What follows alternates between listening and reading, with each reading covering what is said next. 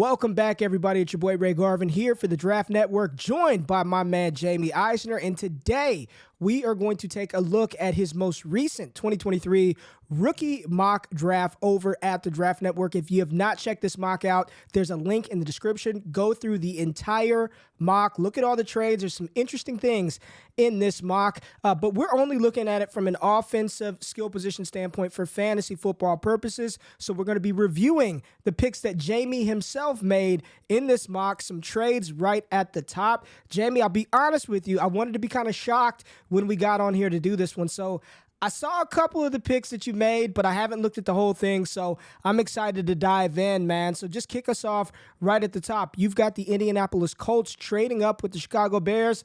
A lot of rumors out there about the Bears taking a quarterback, but you've got them trading with the Colts and the Colts selecting Will Levis at 1. Talk to us about this one, Jaime. Yeah, this is going to be a hot topic all throughout the offseason. Do the Bears trade out of 1? Do they take Bryce Young? Do they trade Justin Fields? Will they just stick there and take a defensive player? But I think the most logical option and the most prudent option is going to be what we actually see, which is they move back a few spots in this draft, and a quarterback needy team comes up and gets it. And if you watch the Chris Ballard conversation that he had with the fans a little bit earlier this week, we're recording this right now on January the 11th. But so just to give you a time frame, if not, go back and listen to that press conference. He makes it very clear he is going to do whatever it takes if he likes a quarterback at the top of the draft. And I just can't get the image of Jim Irsay falling in love with Will Levis and those traits and his size and pounding the table and saying, if you want a job next year, Chris Ballard and beyond, we gave you all these chances to take swings at quarterback, and you went with Rivers, you went with Wentz, you went with Matt Ryan. We're finally going to make you take a swing on a young guy, and it's going to be Will Levis. I could see that happening for the Colts, and if that idea gets lodged in Jim Irsay's mind, they're going to have to do whatever it takes to get up there and jump everybody for that spot. And look, he's a polarizing prospect. We've talked about this on our when we did the mock a couple weeks ago. The reality is I think his stock is going to rise a little bit closer to the draft when people see his physical skill set, when they get a chance to see him in, quite frankly, a lot more advantageous scenarios for his skill set than even a regular game, when we're talking about if he goes to the Senior Bowl or what he does at the Combine and if he throws and all of that, the pro day, all those things. He's going to look like Hercules out there at the quarterback position. He's going to make some throws that just make people's jaws drop. So I think his stock is going to rise throughout this draft process more so than anybody else's. And he's going to be in contention for the number 1 pick and contention to be QB1. For me, it's still Bryce Young right now, but we'd be foolish if we don't sit back and worry about the potential size concerns, and not necessarily what we think, but what does the NFL think? What do the NFL decision makers look at that? And it's going to be a topic. Listen, Jaime, I mean, I posted something over in our premium Discord this morning about, there are reports that he's going to come in 5'10", 185, 5'9.5". Like right here in your mock, you do have the Houston Texans selecting Bryce Young at number 2 overall. I preface this by saying we saw him absolutely destroy the SEC for 2 seasons. He won a Heisman Trophy. He's one of the best quarterbacks that we've seen over the past decade. But I'd be remiss if I said I'm not at all concerned about a player of his size in this Houston Texans offense. I mean, is there a chance where we see Will Levis and Bryce Young's stock going in opposite directions as we move towards the draft, with Levis rising and Bryce Young maybe falling a little bit, especially when, these scouts get to see him up close and personal and take a look at him? You got Bryce Young at 2, but talk to us about this fit right here. Yeah, and to your point, Ray, it'll be really interesting to see how it plays out, because the other wild card here is CJ Shroud. Obviously he had if he doesn't come back and play in the Peach Bowl like he did, we're having a whole different conversation. But that was enough to kind of get that buzz rolling again. And to me, it's more of a question of, can somebody else get up into that QB1 conversation? Shroud is in it, but to me, I think he's going to end up being 3rd as we sit here now with the information we have right now. And I think teams are going to like Anthony Richardson, but there are going to be a lot of other concerns, and he's going to be a polarizing player as well. So I don't think he's going to quite get up here in this number 1, number 2, number 3 overall type of caliber. But for me, like with Bryce Young, he's got the it factor. And that's what you're betting on here. You're betting on the intangibles. You're betting on the production. You're betting on who Bryce Young is as a human being, understanding that you're also betting on an outlier. And understanding that you have to be comfortable with, there are certain things you can and can't do, certain throws Bryce Young will and will not have access to at his size in the NFL. That doesn't mean he can't be successful. Doesn't mean he can't even go on a Super Bowl run. We have seen quarterbacks near his size go on runs, but you're betting on an outlier. And I think if it wasn't for the off-the-charts intangibles and the Yeah. off-the-charts production he's had in the SEC, we're talking about a guy that goes on day 3. But the reality is those things matter too. And it's not like you're not playing against small dudes in the SEC either. It's a different level in the NFL, and we can never forget that. There is a huge jump between even the SEC and the National Football League. But I believe I'm going to bet on some of those other things because there are too many quarterbacks that don't have those elements, that do have all the athletic pieces that don't succeed. I'm willing to take a chance there, but he's not going to be for every single team. Just like Will Levis is not going to be for every single team. Just like Anthony Richardson's not going to be for every single team. All for extremely different reasons, but certain teams are just going to say, I'm not going to invest a top 5 pick in a quarterback at that size. That is their decision to make. For the Texans, I think in this scenario where there's a QB off the board, I do think that they would have a long consideration for CJ Stroud and his more prototypical size for the position. But I also think you're looking at an organization that needs to turn things around both on the field and from a leadership perspective. They need someone that can lead a group of young men. I think that's going to be a very appealing prospect for them as well, and they might take a chance on him. You talked about the SEC. You talk about a proven winner, the intangibles. Sounds like you're talking about a kid that just won his 2nd national championship in a row, but we'll save that quarterback for another day. We will not bring I do think Stetson he'll get Bennett. drafted, though, by the way. I do think he's going to get drafted. I think he's going to get drafted a little higher than people think. I'm not talking about round 1, round 2, round 3. No, but you got some people out there saying, I think he's going to go a little higher. And and we're deviating from this really quickly, Jamie, but he's the type of cat that I think a lot of NFL teams would love to have him as a backup quarterback with his experience, his ability to throw the ball, his running ability. If something were to happen to a Mahomes or something were to happen to one, you want to make sure that you've got somebody that can run your offense efficiently, can get you by a couple of weeks if something happens. Just saying. I'm just saying. I think Stetson Bennett, when it's all said and done, is probably going to go a lot higher than most people would like to believe right now. But you've got CJ Stroud here, number 4 overall. Chicago just trading and acquiring picks. I mean, they traded from 1 to 4. Now you have them trading from 4 down to 9.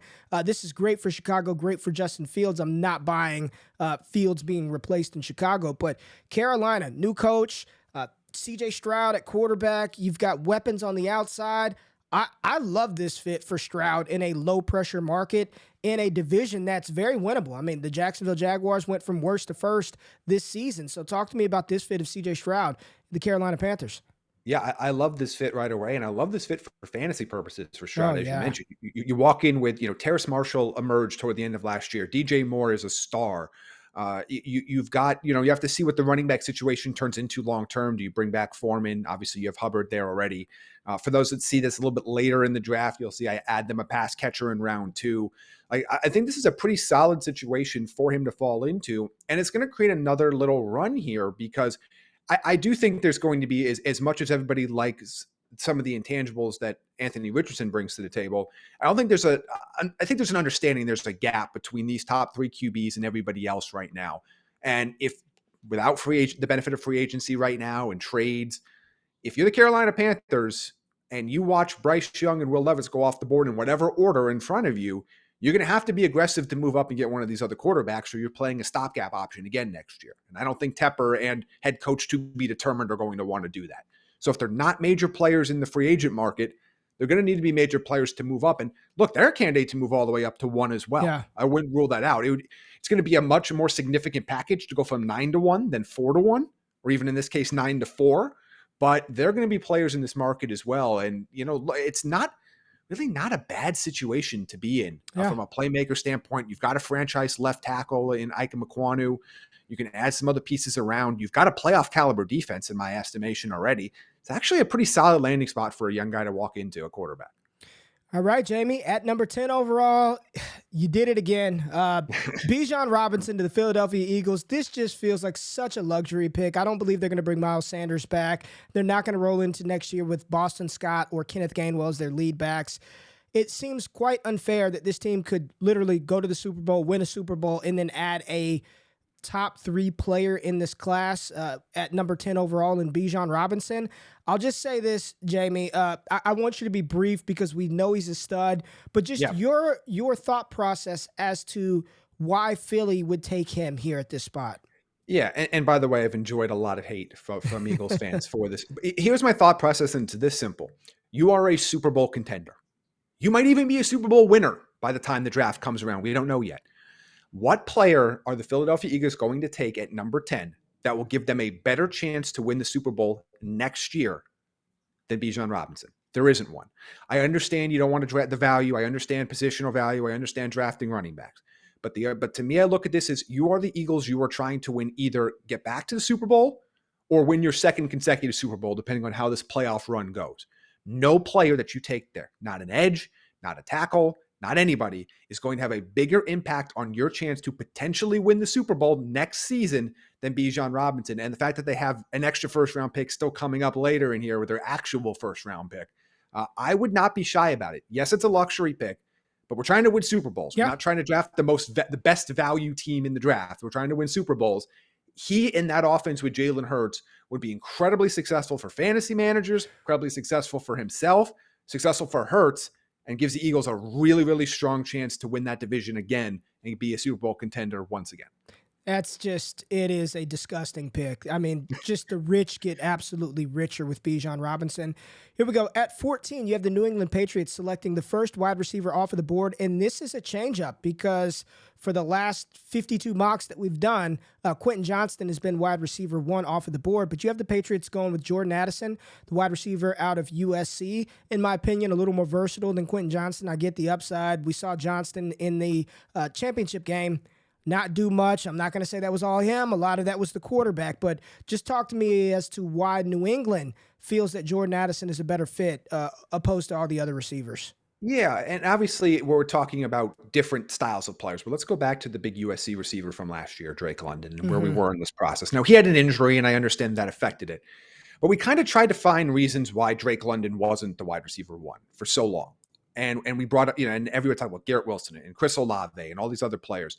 Then it kind of came back around to him ended up being the wide receiver 1 anyway when it was all said and done in terms of draft position. I think the same thing's happening here with Jordan Addison, where I understand that everybody loves Quentin Johnston's size and potential upside, but Jordan Addison has been, I can't call him the best receiver in the country this year because Marvin Harrison Jr. exists, but has been one of the 3 best wide receivers or 5 best wide receivers in the country for 2 years now. Has a really exciting skill set and does a little bit of everything, and you don't really see him get taken out of games the way Quentin Johnston does. Now, again, we're splitting hairs when we're talking about the wide receiver 1. Like I'm not trying to be anti-Quentin Johnston. We'll talk about him in a second, but to me, I would not be shocked at all if Jordan Addison's the first receiver off the board. And the Patriots have some expiring contracts in that room, whether they're going to go with Mac Jones, whether they're going to go with Bailey Zappi or do something else. They need more quality pass catchers in that room, and Jordan Addison would be a tremendous addition. I know what their history is of drafting wide receivers in the first 2 rounds. Yeah. I get it. But at some point, you know what? Look, the Lions never would have got Calvin Johnson if they just said, well, look at all the bad wide receivers we drafted in the top 10 years before. At some point, you got to keep swinging. You can't just take them off the board. And look, the Patriots fancy themselves a playoff contender. They got a young quarterback that needs more weapons. Regardless of what we might think about the state of their roster, and we'll see where they go with offensive coordinator, they need to add weapons to help them get back to the postseason, and Addison is somebody that can help them do that.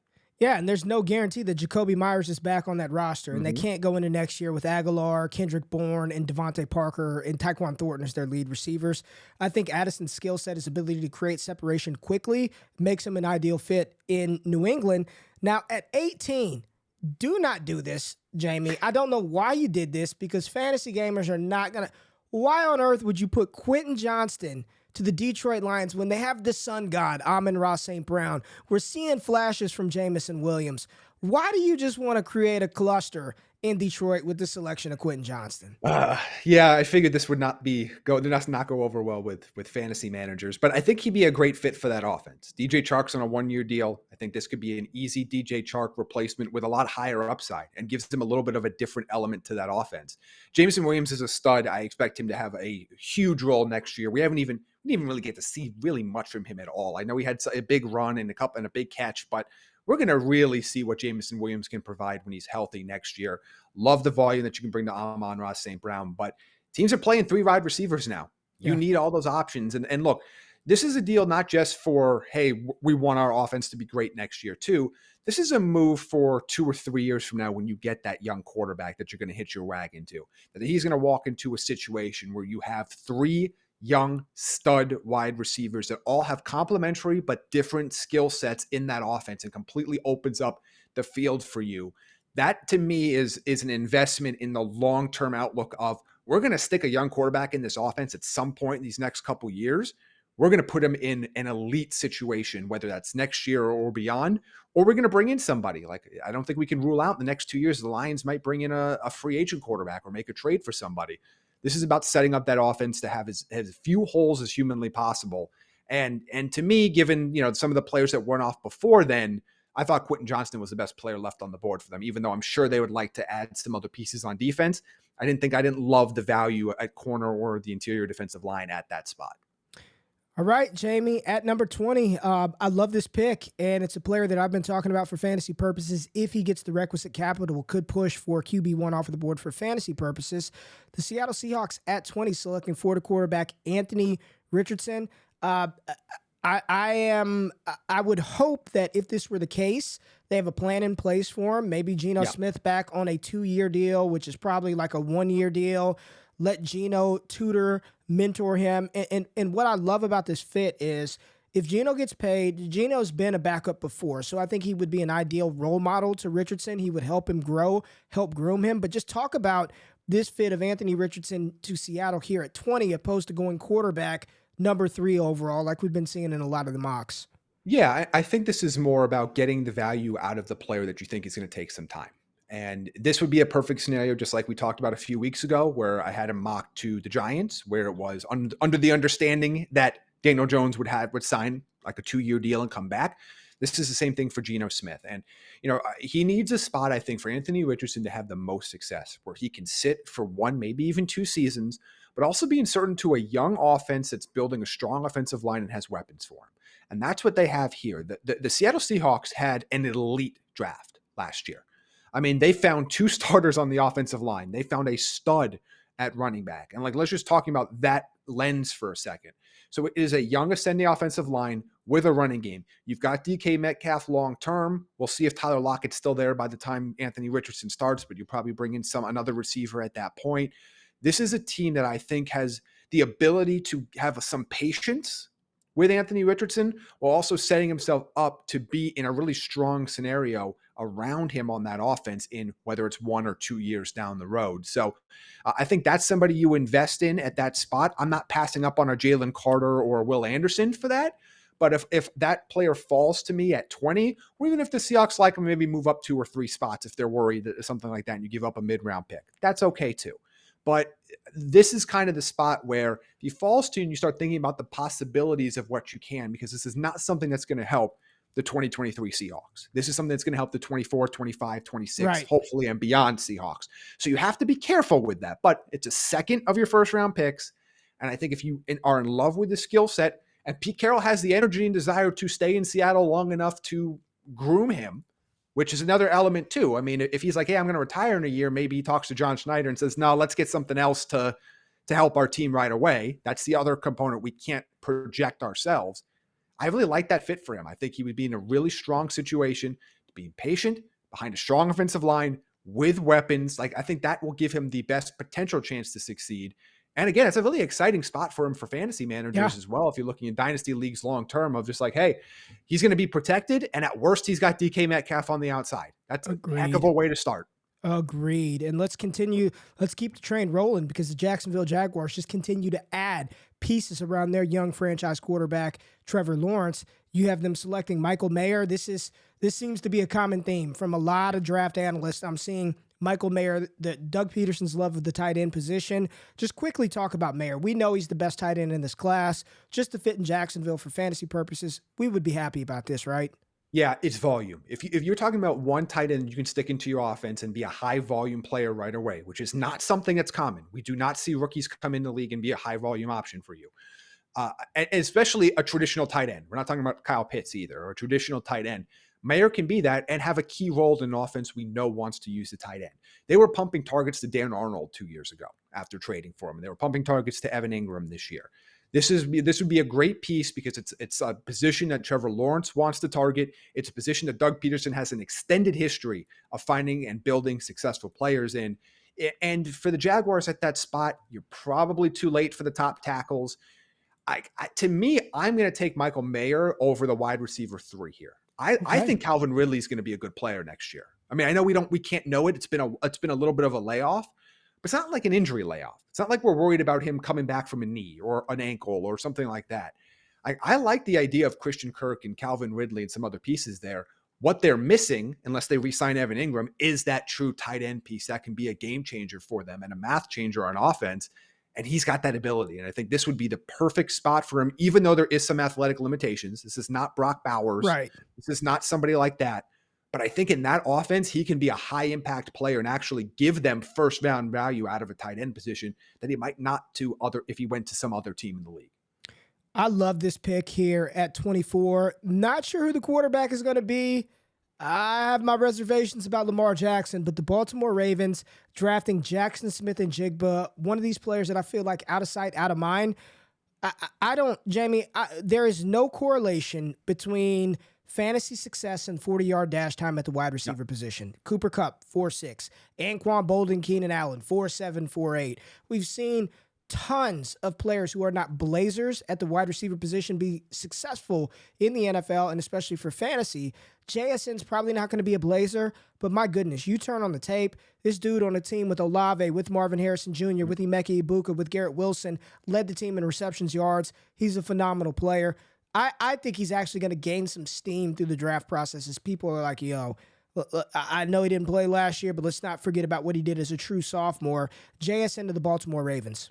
I agree with you fully. I think his stock right now is as low as it's going to be. And it's only going to rise when people kind of remember who he was as a player. And like you said, he was on the field with Garrett Wilson, Chris Olave, Marvin Harrison Jr., and he was the best guy on that field.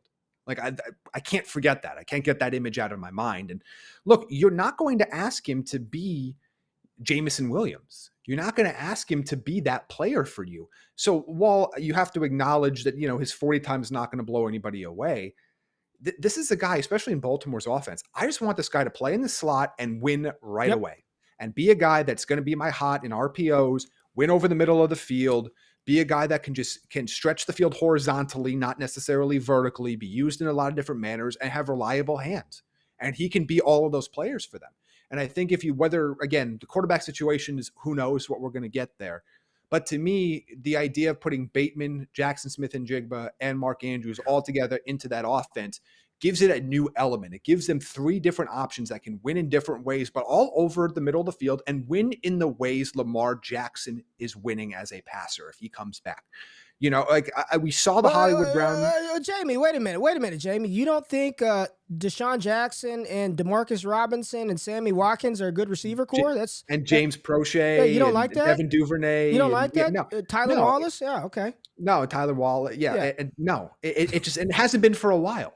And obviously Bateman showed flashes, but got hurt. And I mean, it happens. And Bateman was another guy that everybody was like, oh, but his 40 time is not going to be, well, he's a good receiver. To me, this is a great fit. And Lamar Jackson, I know we have this fight with everybody, and it's seeping into the Justin Fields conversation as well. Lamar Jackson can throw the football. Is he the best pure passer in the game? Of course not. But Lamar Jackson is an NFL caliber thrower, even if you took his running game away. He can make the plays. He's got nobody to work with. And he's got nobody to work with within the structure of that offense. And oh, by the way, the offense that he had the most success in, they immediately changed the year afterward. So there are a lot of elements that go into a very complicated evaluation that also involves injury risk and involves a lot of things. But to me, is if I'm playing the assuming that maybe he's tagged and comes back, which could be a tag and trade, it could be, a lot of things can happen. You need somebody that wins in the way that your quarterback wants to win. And Jackson Smith-Njigba can do that. He can be a reliable option that wins right away from Lamar Jackson. And he can be that guy which will open up Mark Andrews to do even more than he's already doing. open up Rashad Bateman to do more, open up the running game a little bit. Like, I think he'd be a really great fit for Baltimore. And it feels like a Ravens pick, right? They sit where they are in the draft. They let everybody make their moves and they panic and guys reach and they go up and just somebody falls into their lap. It happens every single year. And I think JSN was that case for this mock. Very Cooper Kupp, Amon-Ra St. Brown-esque with his ability to win immediately. And I'm a little sad because everybody in the world knows the Dallas Cowboys need another wide receiver, and I am praying JSN falls to Dallas. I don't think it's going to happen. No Jackson Smith and Jigba, but we do get SMU wide receiver Rashee Rice. We'll get an opportunity to see him in a couple of weeks in Mobile for the Senior Bowl, Jamie. But just, I just laid the case. Dallas needs another wide receiver. Yeah. Rashee Rice, best wide receiver on the board at this point for you? Yeah, he is, and he does a little bit of everything. You know, you can mix him in and out. Like, he's not a slot-only guy. You can play him a little bit on the outside. You can move him around the formation. You can get really creative in how you use him and CeeDee Lamb, who really emerged as that true wide receiver one this year with that extended opportunity.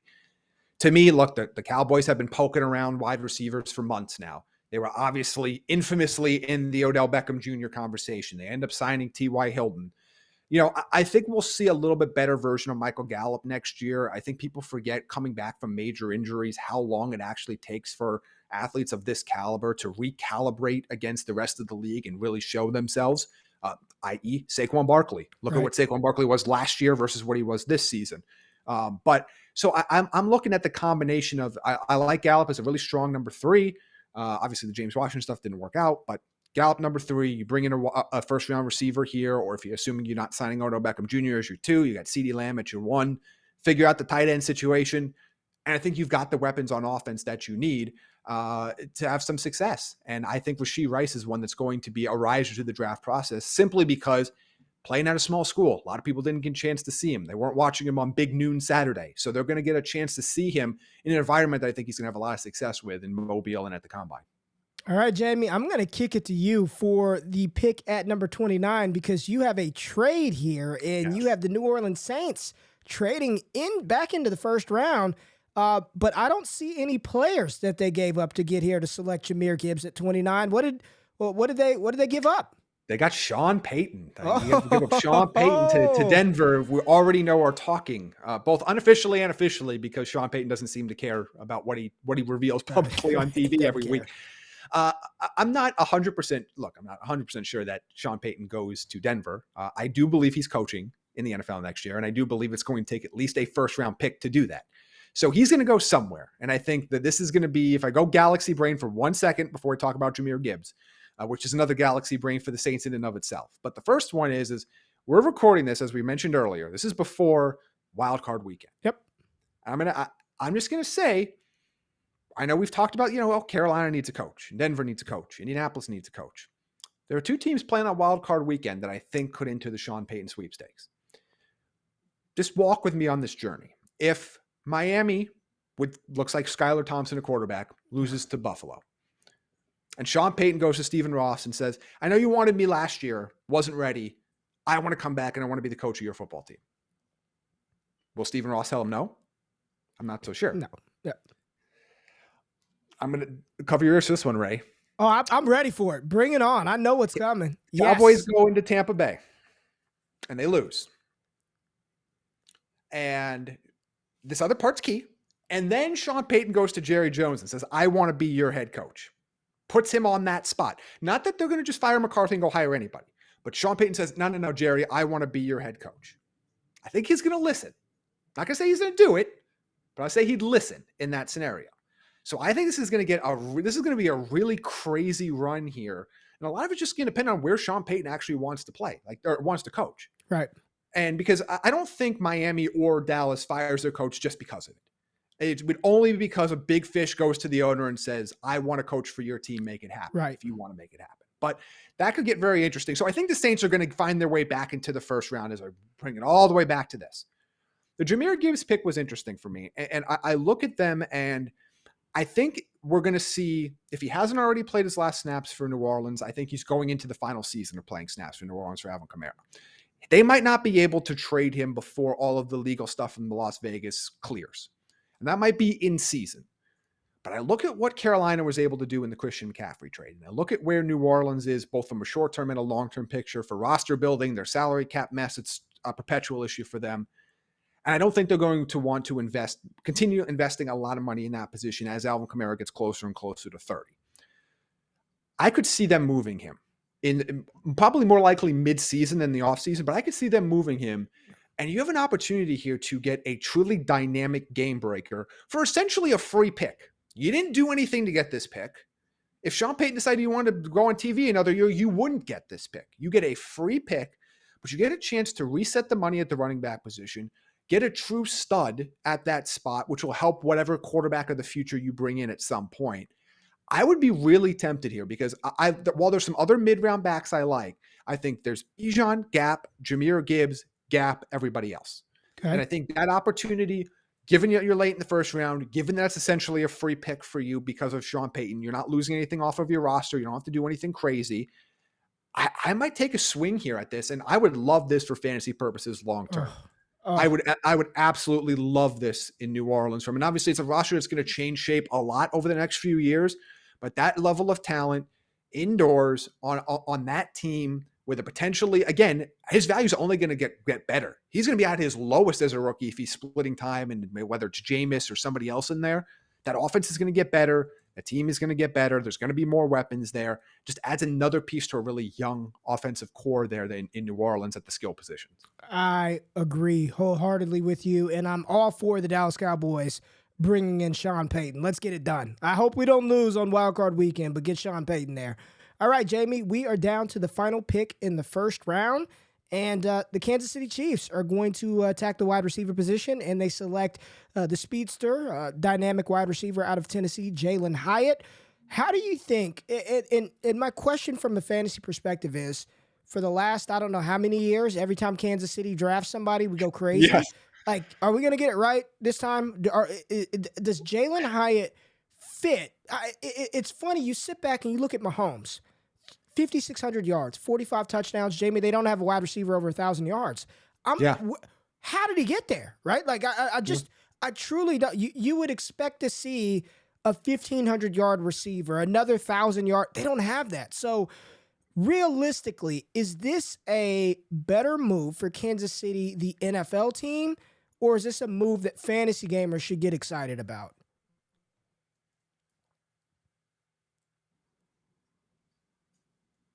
Jamie?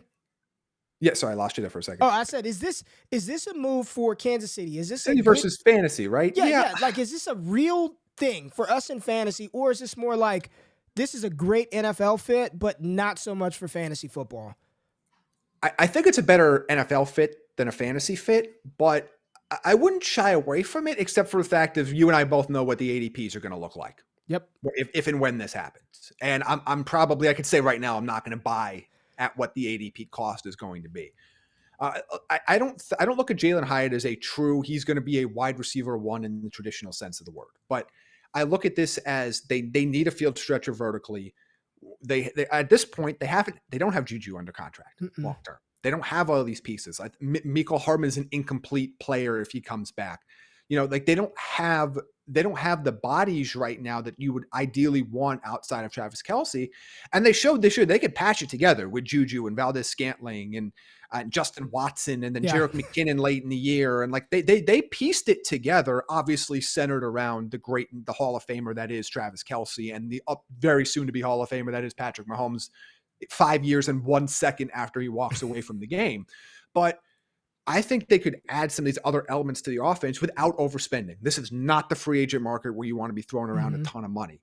And I think Jalen Hyatt is going to give them that down the field option. Again, a different way than Tyreek Hill was. Tyreek Hill is an extremely unique down the field option in the way he wins and a lot of the over routes and the deep posts. And like he wins like Deshaun Jackson in his prime was type winning. I think Jalen Hyatt's more of a vertical, straight down the field type of speed player. Get him on a bubble screen, let him go. I think he could have a lot of success in the offense, but I would caution against, like, I know the immediate reaction in Dynasty would be, oh, Kansas City took a receiver in the first round, draft him over Addison, draft him over Johnson, draft him over everybody we talked about. I wouldn't do that, but I still think he's going to be successful at the right price. I just don't know if anybody's going to actually be able to get that right price. I hear you, Jamie. I'm with you. And And my thing is they still have Sky Moore, and I think there's some upside baked into his second season in Kansas City. But fantasy gamers would go crazy about this landing spot of Hyatt's skill set in Kansas City with Mahomes.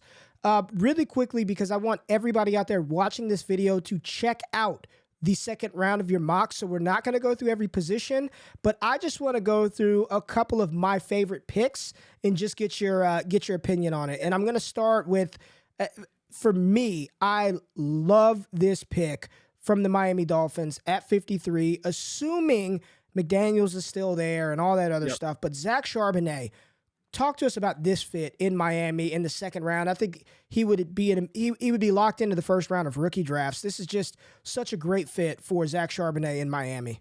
Yeah, Miami has exactly 0 running backs under contract right now for next year. So that room is open pending free agency. I think Charbonnet is a great fit for that wide zone scheme, that Shanahan type scheme that McDaniel runs there. I believe our scout comped him to Elijah Mitchell, actually, which makes perfect sense for the type of player and skill. The concern from a fantasy perspective is going to be how long does it take him to get that third down, passing down, 2-minute drill role. Right. I think he's a day one, no doubt, first and second down guy, goal line, short yardage. I think you have no issues there. The question is if you're probably going to have another back on your roster that is more of a specialty pass catcher that might get in the game for a lot of those third downs. So that would be my initial concern.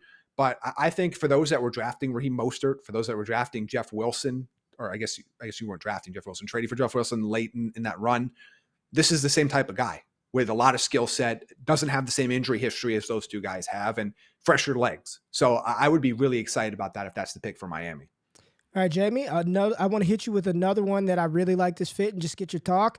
Daniel Jones looks like he's shown that he could at least be the quarterback of the immediate future in New York. And I do think a lot of his long-term stability in New York will be based on, can he win a playoff game? And I think there's a real possibility the Giants take down the Vikings this weekend. But talk to us about Kayshon Boutte, a player that we had mocked in the first round continuously during the fall.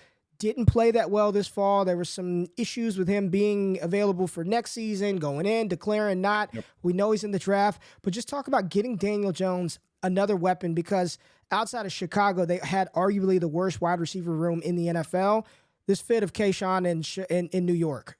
Yeah, they have to improve that room for everybody's standpoint. And there's fantasy production to be had. I mean, look, late in the season, I saw people starting in DFS, Isaiah Hodgins and Richie James and some of these dudes that quite frankly couldn't start for 25, 26, 27 teams in the NFL right now, but they were making significant impacts in New York.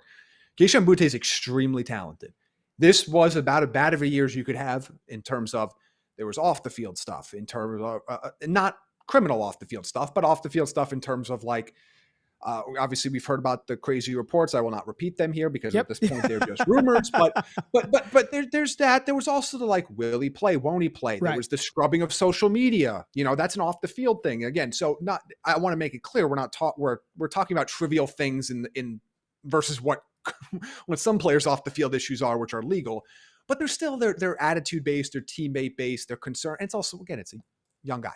These things happen. I still do stupid stuff and I'm not 21 or 22 or whatever he is. But his talent is extremely high. And now we're talking about a mid to late second round pick. We're not talking about taking him in the top 20 anymore like we were at the start of the season. I want to take a chance on that talent. And by the way, take a chance on a talent that I can have a major role with volume-wise right away. Yeah. In New York, he can step in and have a lot of success right away. If he was worried about getting the ball at LSU, will not be a problem here because there aren't many mouths that you're going to have to feed other than potentially Saquon, which is still no guarantee Saquon is going to be back there. So to me, I really like this as an opportunity to be a guy that matches skill with a potential high volume opportunity with a team that has a major need. There it is. There are some other fantastic picks in the second round. I really, really want to talk about them, but we want you to go over to thedraftnetwork.com and check out this mock. There's a ton of resources on there. So many good things coming from us at the Draft Network here over the next month. This was a good one, Jamie. I enjoyed this one. We didn't mock it too much. I still can't stand damn Bijan Robinson to the Philadelphia Eagles. We continue to do this and just pains me and every Dallas Cowboy fan across the country. But we appreciate your time, Jamie. And for everybody out there watching this video, comment below. Let us know what you think about those landing spots. And if you want more access to me, Jamie, the entire scouting team, the staff writers, and the amazing content creators over here at the Draft Network, make sure you subscribe to the premium Discord. New things are being added constantly. We're here to provide a better draft experience for you. A lot of good stuff on the way. So thank you for watching this video. Make sure you hit the thumbs up button, subscribe, hit those alerts. And for myself and Jamie and the whole team, we'll see y'all next week. Another mock draft review. We're out.